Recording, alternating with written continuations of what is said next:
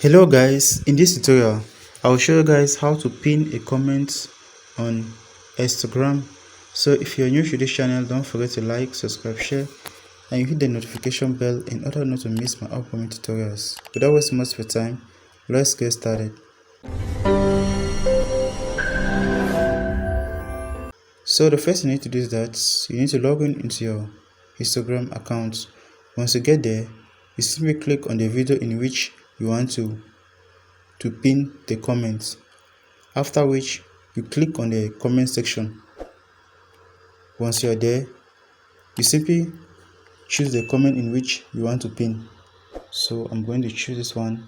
Once you are there, you click on the comment. After that, you click on what? Pin. So that's it. We are just unpinning our comment. So if you want to unpin the comment, you simply do the same. You simply click on it,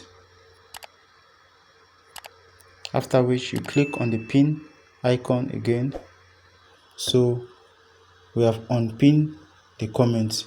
Thank you guys for watching. Peace.